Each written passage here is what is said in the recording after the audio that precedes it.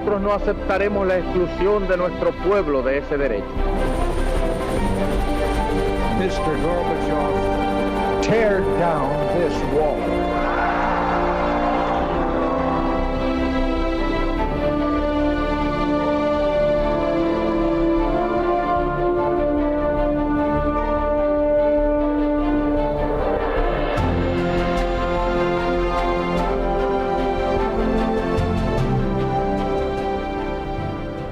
Muy buenas noches, señoras y señores, bienvenidos a Tiempos Modernos. Hace 5 siglos que un monje agustino llamado Martín Lutero envió una carta al arzobispo de Maguncia, Alberto de Brandeburgo, en la que protestaba, entre otras cosas, por la venta de indulgencias que aseguraba confundían al pueblo al respecto de la verdadera doctrina de Cristo. Desde entonces la cristiandad se rompió y hasta el día de hoy así permanece. El joven alemán Martín Lutero había decidido ingresar como religioso en 1505, aterrorizado por una tormenta que le llevó a prometer a Santa Ana que, de salir con vida del trance, se haría monje. En 1517, tras estudiar teología y hacerse un verdadero experto en la Biblia, en griego y hebreo, el ya monje agustino elaboró las 95 tesis en las que comenzaba por atacar las indulgencias, esto es, la remisión de la penitencia a cambio de una cierta cantidad de dinero que servía para financiar la construcción de San Pedro en Roma.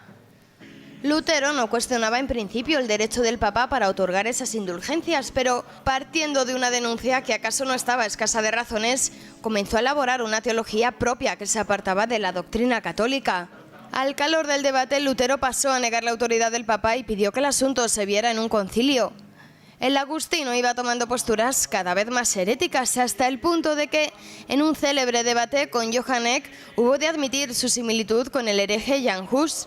Aunque el Papa León X trató de reconducir la situación por las buenas, el empecinamiento del monje alemán lo hizo imposible. Comenzó a enseñar que la salvación se debía exclusivamente a la gracia de Dios. Cuestionó el dogma de la transubstanciación como sacrificio ofrecido a Dios, la naturaleza del bautismo y negó 5 de los 7 sacramentos, manteniendo exclusivamente el bautismo y la Eucaristía.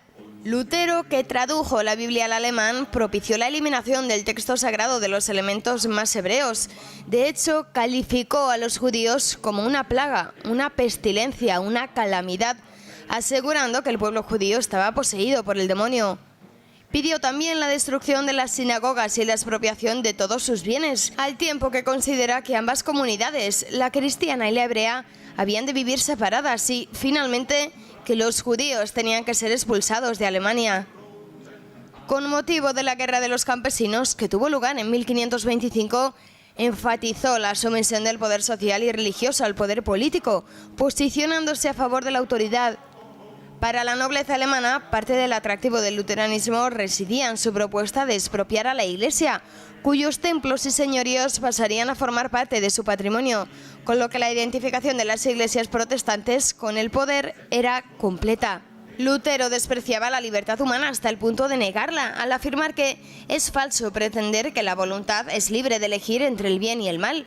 La voluntad no es libre, es esclava, lo cual estaba a un paso de la predestinación, paso que más tarde daría otro importante reformador, Calvino. Para Lutero, la razón era la puta del diablo. Característico de sus enseñanzas son las ideas de que solo salva la fe, por lo que las obras carecen de verdadera importancia, así como la libre interpretación de los textos sagrados.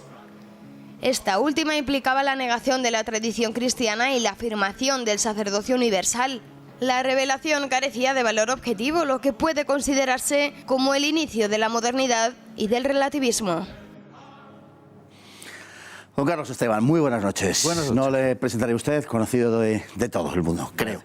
Bueno, curioso que la vocación religiosa de Lutero naciera a partir de un momento de temor por una tormenta y una promesa a Santa Ana, a una santa en definitiva, que fue un culto que luego proscribió, que luego él impidió, es decir, que se hizo monje por una promesa a un santo, en este caso una santa. Dios escribe torcido con renglones rectos. Y la verdad es que toda la historia de Lutero está llena de contradicciones. Es decir, estamos ante una persona que no tuvo, no estamos como ante, por ejemplo, Calvino, que digamos que fue coherente desde el momento en que se desarrolló un poco su doctrina, su herejía.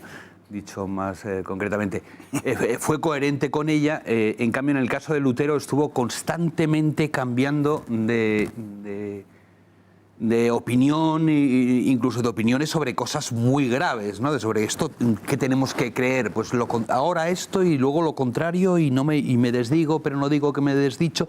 Es decir, que este fuera el fundador del protestantismo, es decir, lo que todas las iglesias que van a surgir de ahí, y que hubiera acabado con la maravillosa unidad cristiana medieval, es sorprendente. Es sorprendente.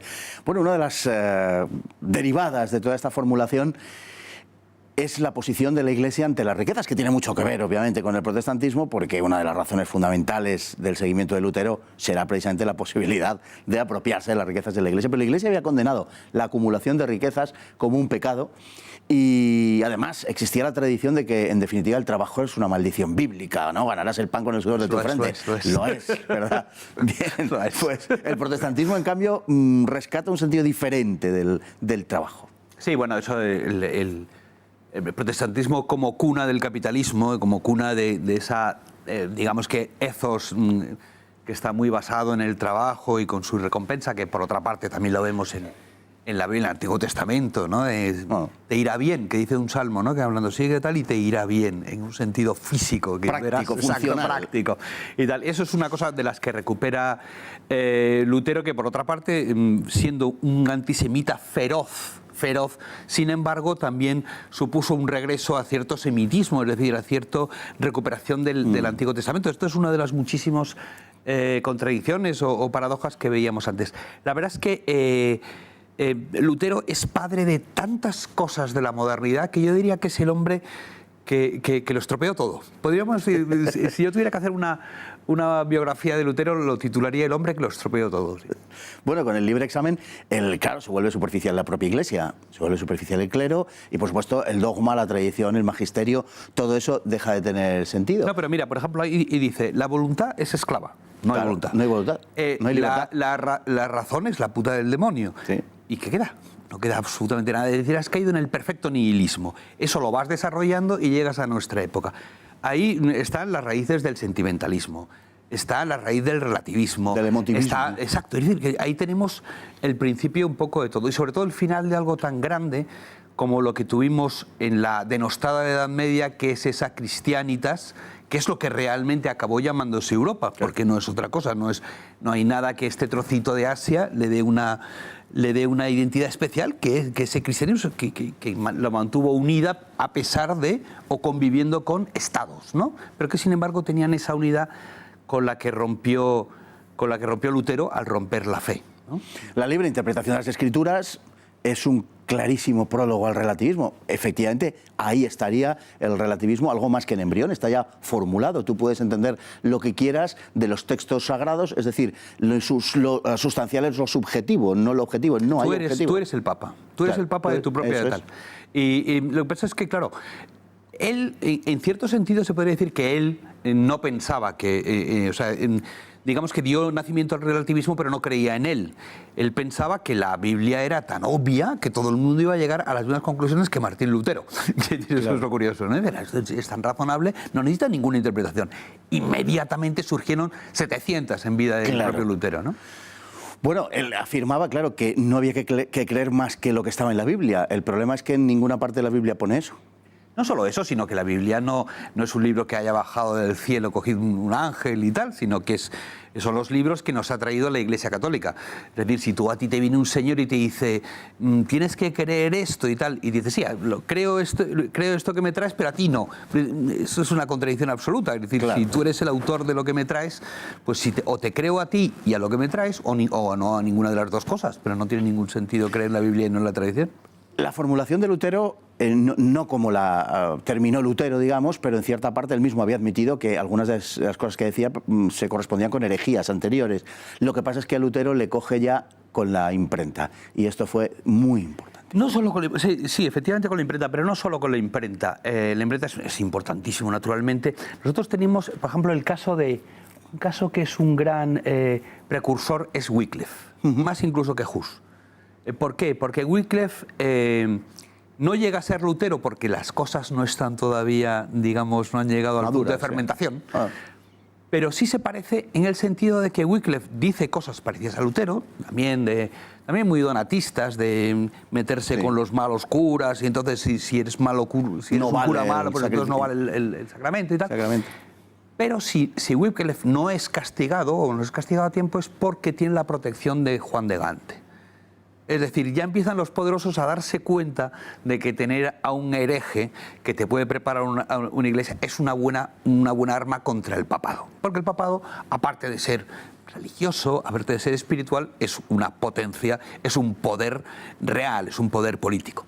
Entonces, claro, en el momento en que este tipo les dice a los príncipes, vais a poder quedaros con todas las enormes riquezas de la iglesia, vais a poder tener todo el poder religioso que hay detrás de la Iglesia, y ya vosotros sois el Papa y decidís en vuestros territorios.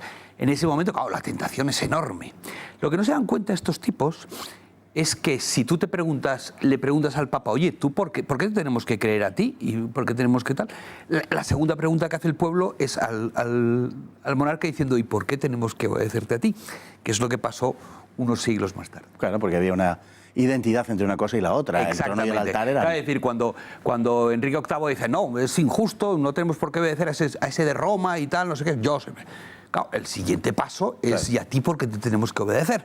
Y eso es la revolución, primero la revolución inglesa, luego la revolución francesa. Ya hemos llegado a lo que hemos llegado. De hecho, Lutero, en definitiva, lo que hace es subordinar el poder religioso al poder secular, y eso ha dejado una impronta enorme en esas sociedades europeas, que son cosas palpables hasta el día de hoy. Sí, no solo son cosas palpables, sino que lo que ha creado es una disociación, disolución absoluta. Recordemos, es curioso cómo se escribe la historia, cómo es...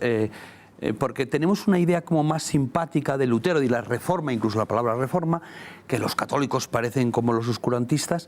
Lutero no solo fue el responsable, no fue el responsable, ahí no quiero exagerar, pero sí que alimentó mucho y justificó mucho las matanzas de campesinos, sino que siglos más tarde, no muchos, no, un siglo más tarde, sería responsable de una guerra que acabaría con 1/3 de la población alemana, la guerra de los 30 años. Es decir, y que llegó a la cosa tan absurda de aquí a allá solo la gracia, de aquí a allá también las obras, es decir, como si la verdad pudiese ir según tú vas viajando, pues ahora es verdad una cosa y otra de verdades eternas. ¿Eso qué provocó? Que como tú no podías creerte semejante tontería, no podías creerte porque por estar en tal pueblecito de Baviera la verdad es esta y un poquito más allá la verdad ya no es esta. Eso es lo que da nacimiento a los primeros escépticos ingleses, a Hume y tal, los demás, que dicen, esto es imposible. Luego, si no todas pueden ser ciertas, ninguna lo es. Claro, sus formulaciones dan lugar, o mejor dicho, están ligadas a su propia biografía. El hecho de que él niegue la validez de las obras que le lleva a anular la Carta de Santiago, por ejemplo, a no darla por escrita, poco más o menos, ¿no?